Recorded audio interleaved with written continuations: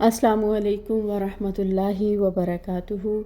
سورہ الضحیٰ آیہ نمبر 7 کی تفسیر اللہ تعالیٰ کے فضل و کرم سے الحمدللہ آج ہم دیکھیں گے۔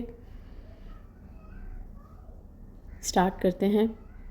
الحمدللہ رب العالمین، الصلاۃ والسلام علی اشرف الانبیاء والمرسلین وعلی آلہ وصحبہ اجمعین، اما بعد فاعوذ باللہ من الشیطان الرجیم، بسم اللہ الرحمن الرحیم۔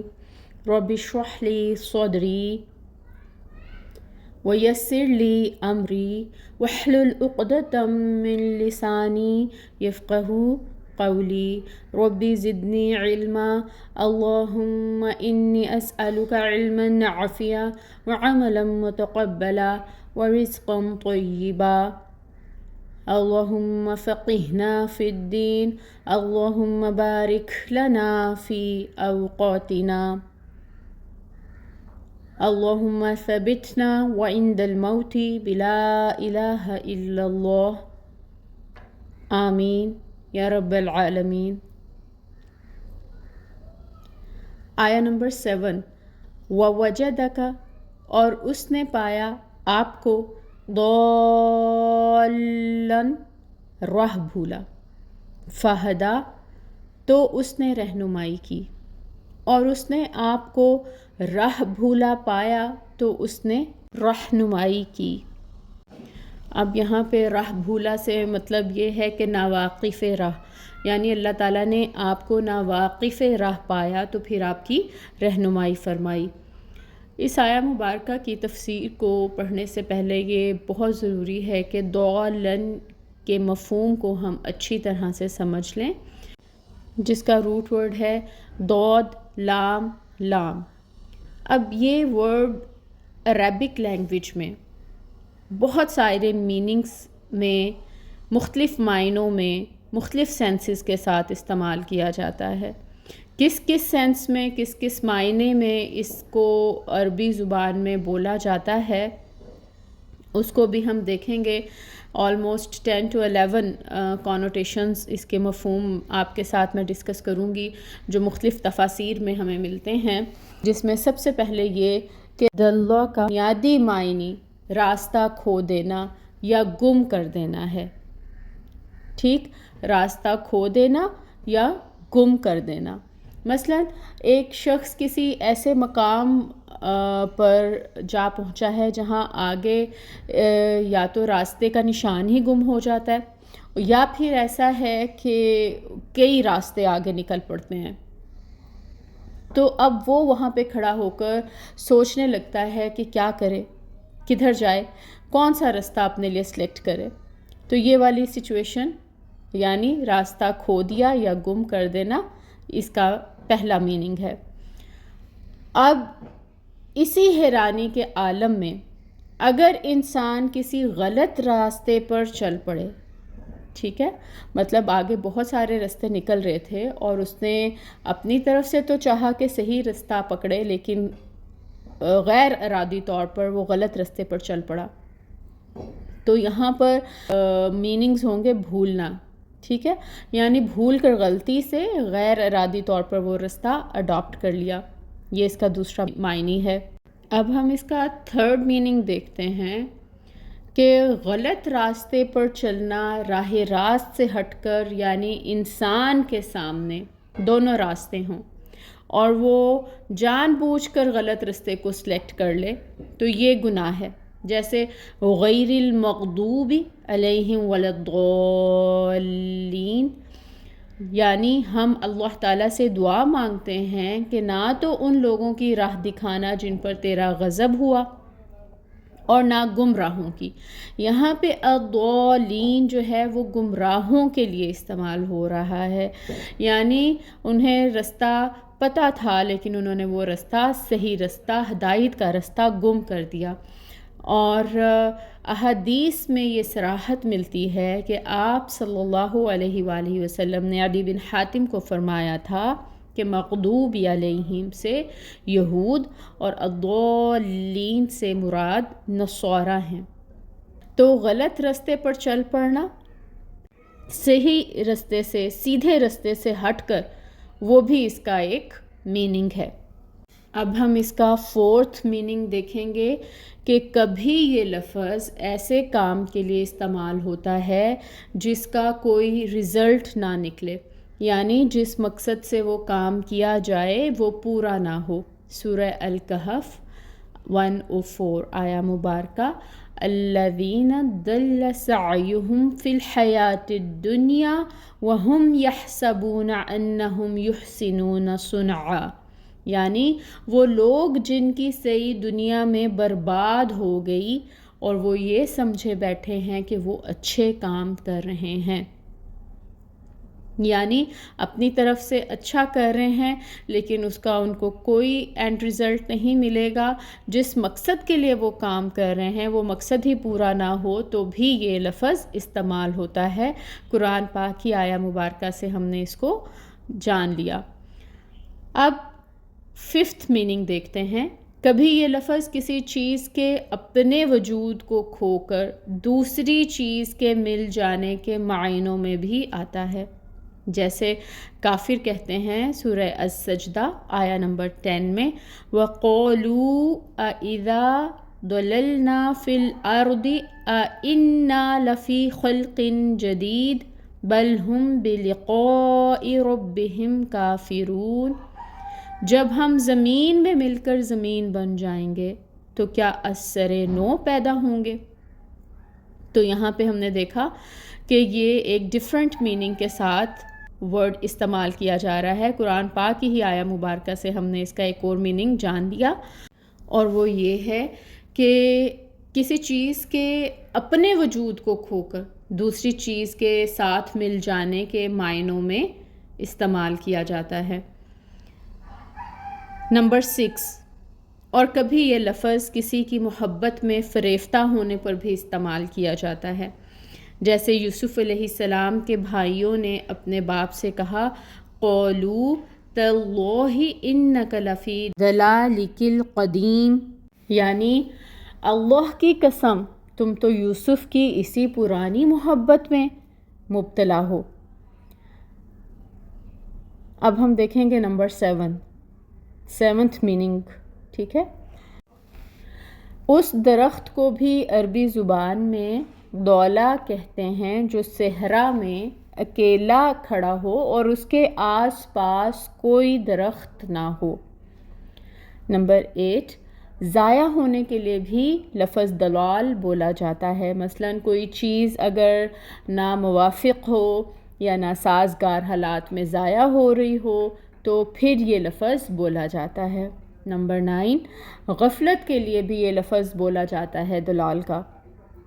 सूरह तौहा आया नंबर 52, ला यदिल्लु रब्बी वला यंसा, मेरा रब ना गाफिल होता है ना भूलता है, ठीक है। तो गफ़लत के लिए भी इस्तेमाल किया जाता है। हमने कुरान पाक से एक और आया मुबारका से इसका एक और मीनिंग देख लिया। फिर हम देखेंगे नंबर 10, एक मायनी है खोए हुए के, चुनाचा अरबी मुहावरे में आता है दल्लल मा फ़िल लब्बन, पानी दूध में गुम हो गया है, यानी खोने के मीनिंग में भी इस लफ्ज़ को इस्तेमाल किया जाता है।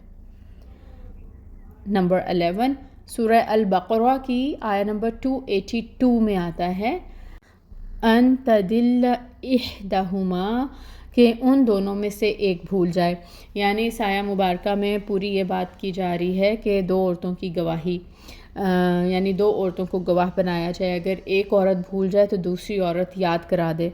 तो किस सेंस में? भूल की सेंस में यहाँ पर यूज़ किया जा रहा है इस वर्ड को।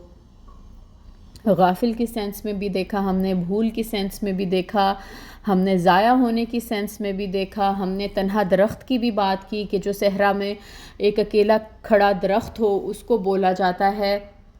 फिर ये कि किसी की मोहब्बत में फ़रेफ्ता होने के लिए ये लफ्ज़ बोला जाता है, किसी चीज़ के अपने वजूद को खोकर दूसरी चीज़ के मिल जाने के मायनों में आता है, और कभी ये ऐसे काम के लिए लफ्ज़ इस्तेमाल किया जाता है जिसका एंड रिज़ल्ट कोई ना निकले, इंसान जिस मकसद से काम कर रहा है वही पूरा ना हो, फिर गलत रास्ते पर चल पड़ना, راہ راست سے ہٹ کر، اس کے لیے یہ لفظ استعمال کیا جاتا ہے.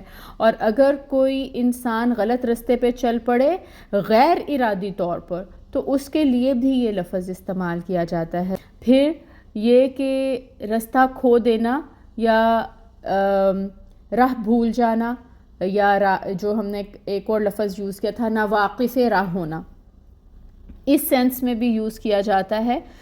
تو الحمدللہ ہم نے تمام میننگز کو پڑھ لیا ہے، ابھی جان لیا ہے، اور اب ہم کوشش کریں گے کہ ان میننگز کو اپنے ذہن میں رکھتے ہوئے اس آیہ مبارکہ کی تفسیر کو جان سکیں اللہ تعالیٰ کی مدد کے ساتھ انشاءاللہ تعالی. تو ایک بات تو اب ہمیں کلیئر ہے الحمدللہ کہ مختلف معنی جو ہم نے یہاں پر دیکھے ہیں، مختلف میننگز جو ہم نے یہاں پر ابھی پڑھے ہیں، ان میں سے معاذ اللہ آپ صلی اللہ علیہ وآلہ وسلم کا دین سے گمراہ ہونا تو یہاں پر مطلب نہیں ہے، کیونکہ بچپن سے قبل نبوت تک آپ صلی اللہ علیہ وآلہ وسلم کے جو حالات تاریخ میں، ہسٹری میں موجود ہیں، ان میں کہیں بھی اس بات کا شائبہ تک نہیں پایا جاتا کہ آپ صلی اللہ علیہ وآلہ وسلم کبھی بت پرستی، شرک یا دوہریت میں مبتلا ہوئے ہوں، یا جاہلیت کے جو اعمال تھے، رسوم تھیں، رواج تھے، ان کے اندر جو طور طریقے تھے، وہ آپ کی قوم کے وہ ان میں سے کسی بھی چیز کو آپ نے اڈاپٹ کیا ہو، کسی چیز کو بھی آپ نے فالو کیا ہو. اللہ تعالیٰ نے ہر قسم کی برائی سے آپ صلی اللہ علیہ وآلہ وسلم کی حفاظت فرمائی. سورہ یونس کی آیہ نمبر 16 میں آتا ہے فَقَدْ لَبِثْتُ فِيكُمْ أُمُرًا مِّن قَبْلِهِ أَفَلَا تَعْقِلُونَ. بس تحقیق میں نے نبوت سے پہلے ایک عمر تم میں گزاری ہے، کیا تم عقل نہیں رکھتے؟ مگر اللہ تعالیٰ کی عبادت کا صحیح طریقہ کیا ہے یہ آپ صلی اللہ علیہ وآلہ وسلم کو معلوم نہیں تھا. یعنی آپ صلی اللہ علیہ وآلہ وسلم میں اس دور جہالت کی کوئی بھی برائی نہیں پائی جاتی تھی، لیکن آپ کو صحیح اللہ تعالیٰ کی عبادت کا طریقہ کیا ہے یہ پتہ نہیں تھا. یہ اس وقت معلوم ہوا جب اللہ تعالیٰ نے آپ کو نبوت عطا فرمائی.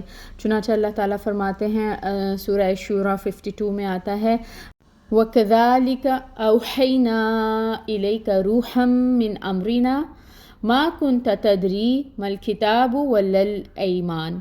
اور اسی طرح ہم نے تیری طرف اپنے حکم سے ایک روح یعنی قرآن کی وحی کی، تو نہیں جانتا تھا کہ کتاب کیا ہے اور نہ یہ کہ ایمان کیا ہے. سورہ قصص 86 میں آتا ہے وَمَا كُنْتَ تَرْجُو أَن يُلْقَى إِلَيْكَ الْكِتَابُ إِلَّا رَحْمَةً مِّن رَبِّكَ. اور آپ امید نہ رکھتے تھے کہ آپ کی طرف کتاب القاء کی جائے گی مگر آپ کے رب کی طرف سے رحمت ہے. تو آپ صلی اللہ علیہ وآلہ وسلم اپنے مالک کو، اپنے خالق کو ایکچولی پہچانتے تھے، لیکن آپ صلی اللہ علیہ وآلہ وسلم کو یہ سمجھ نہیں آ رہی تھی کہ اللہ تعالیٰ کی عبادت کیسے کرنی ہے، اور یہ جو جہالت میں ڈوبے ہوئے لوگ ہیں، قوم ہیں، ان کو گمراہی میں پڑے ہوئے معاشرے کو کس طرح سے صحیح ٹریک پہ لے کے آنا ہے، ان کی اصلاح کس طریقے سے پاسبل ہے.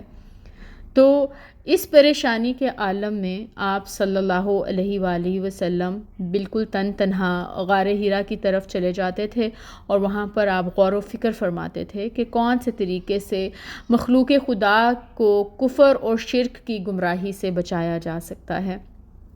چنانچہ آپ صلی اللہ علیہ وآلہ وسلم اس غرض سے غار حرا میں مقیم تھے کہ آپ صلی اللہ علیہ وآلہ وسلم پر پہلی بار جبرائیل امین جو ہیں وہ نازل ہوئے اور اللہ تعالیٰ کی طرف سے وحی لے کر آئے.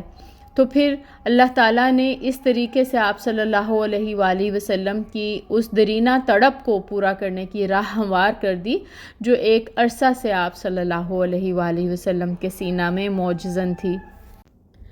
ہم نے جو مختلف میننگز پڑھے ہیں ان میں سے کچھ تفہیم القرآن میں سے میں نے میننگز لیے ہیں، اور تفہیم القرآن کے مطابق گمراہی کے علاوہ باقی کے جو مفہوم ہیں دلہ کے، وہ ہو سکتا ہے کہ ایک اعتبار سے سب مراد ہوں.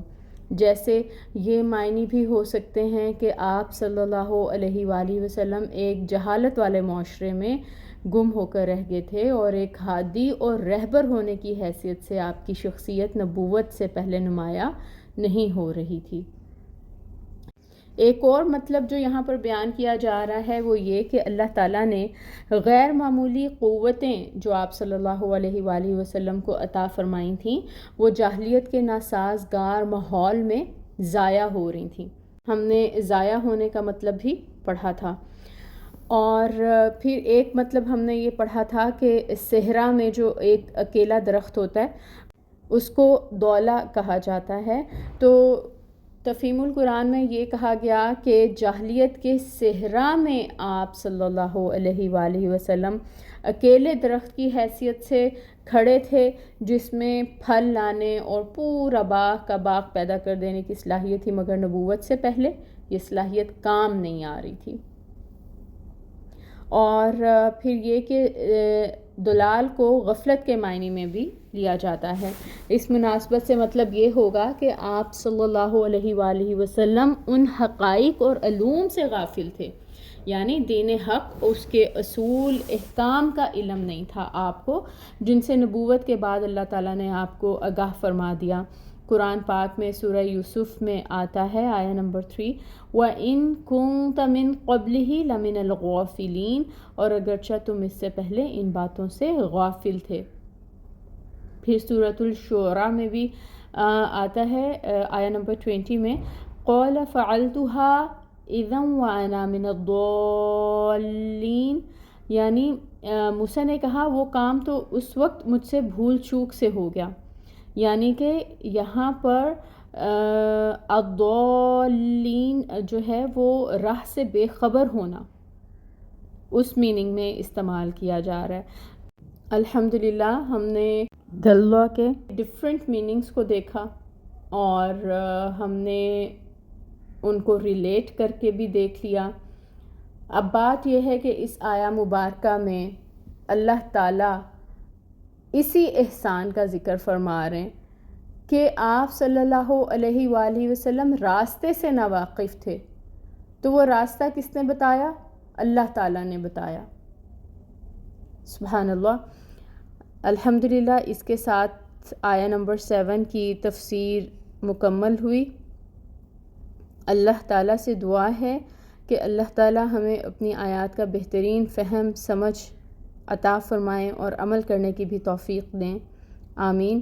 سبحانک اللہم و بحمدک، اشہد ان لا الہ الا انت، استغفرک و اتوب الیک۔ السلام علیکم ورحمۃ اللہ وبرکاتہ۔